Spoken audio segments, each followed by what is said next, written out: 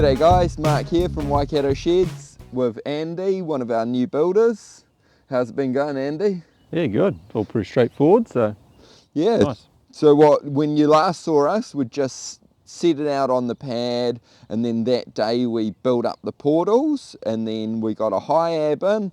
They lifted up all the portals into place. Then Andy's been busy roofing it and cladding it all. He's got the roof on and the cladding on, so we want to measure our barge flashings so that we can put the barge flashings on, the ridge on, gutter on, and then the scaffolding can come down and the rest of the build can continue without that in our way to put in sliding doors and windows and things.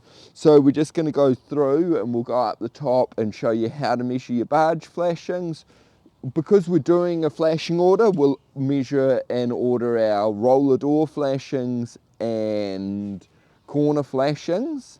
When you supply the kit set off us, you'll be given paperwork that has pre-drawn out flashings on them, and then what you need to do is just add your measurements in. But shall we have a little walk around the building now and just have a look at what's gone on so far?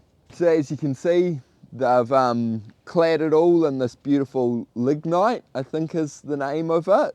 So just gone through, put all their vermin flashings on, laid all the sheets on, and just done a really nice job.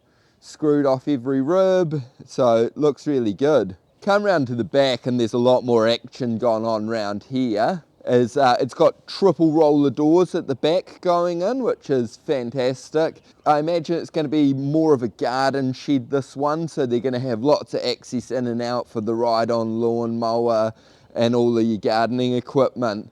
So you come in here, you see they've added the little flashing under here, and you put that on before you lay your sheets so you know what height to bring your sheets down to.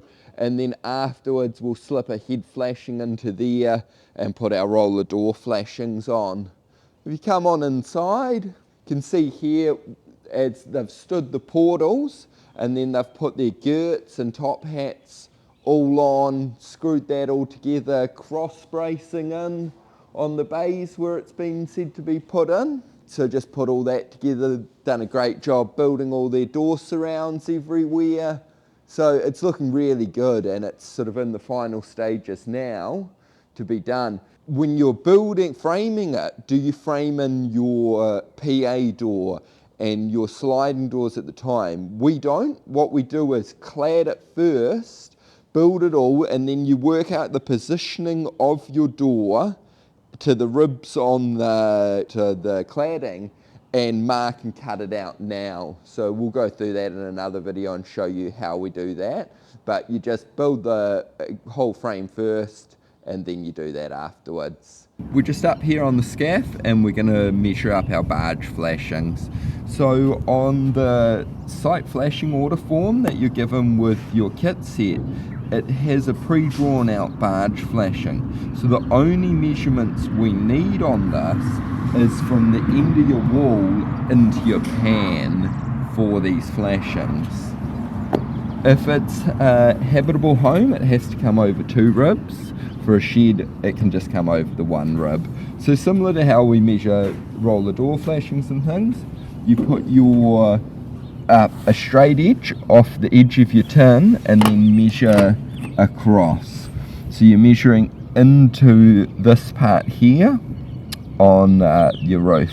So on this one it is 148, and what I'll do later is climb up and just double check that in a couple of positions, make sure that's going to fit nicely the whole way up.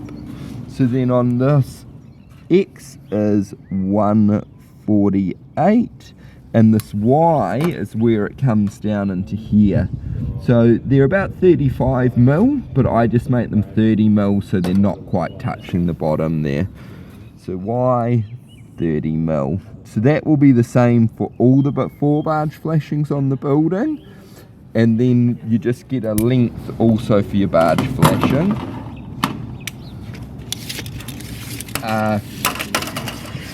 You'll know the length of your sheets, so you can just go the length of your sheet plus a couple of 100 mil. So 6 meters, but what you want is a little bit of flashing to turn down and a bit at the top to fold over. So I'd measure these in order at 6.1 meters. So I put my length there, 6.1, and that's going to be the same for the other 4 corners. So I'll just go around and measure all my flashings and get all those measurements. Awesome, that's how you do a barge flashing. So we're measuring our corner flashings now, which on your sheet again, you have your corner flashing and it's drawn out. So we are just going to measure X and Y and write those measurements down, the number of flashings, the length of the flashing. The Z on all of these is the same, it's just that measurement there, which is 35 mils measured, but we want it a little bit shorter, so we go 30 mils. So we'll write that down for them all. And now, flashings are never all going to be exactly the same depending on where the cladding has ended. But we try to make them as uniform as possible, but they're always going to be a little bit different. And then depending on what style and look you're after, you might want to go for quite a big corner flashing or a smaller corner flashing. On this one, on the front of the building, to match the roller door flashings I've ordered, I'm going to go for a bigger one. So I get my builder's square and put it across 2 ribs, so I know I'm coming out on the right line. Go a bit higher up so I can see. And then I put my ruler to the end and measure out. So that there is 215 mils to sit into there nicely. So for Y, I put 215, and then I need to measure back this way. Here, I'm only going to go a smaller corner flashing. I don't need to do a humongous one back that way.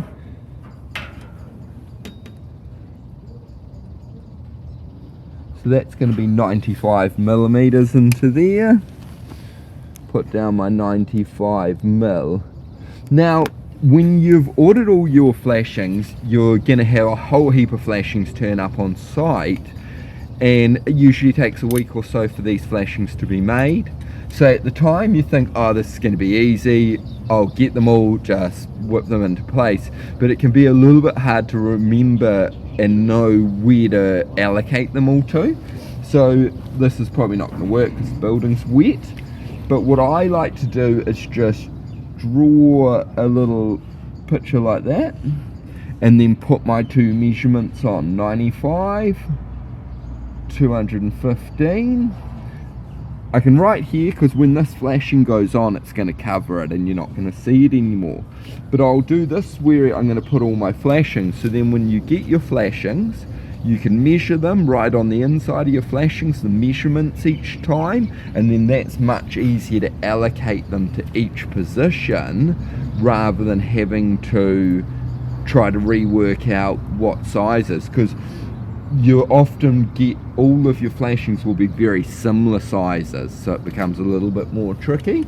Also, we just need to get a measurement for the length of it, so that's going up to the highest point of where your flashing's going to be, and then down. So it's about 3.1 meters, but you like to have a little bit extra to play with, and the flashings aren't always cut perfectly straight at the factory. So 3.2 meters will be adequate for there. So I'll order that at 3.2 meters. Perfect. Cheers. So we're ordering our roller door flashings here.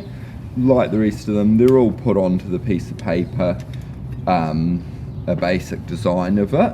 So we're going to come out here and into this pan on this one here. When you buy your kit set, or we supply a shed for you, it comes with a header flashing and a flashing that goes underneath your roller door.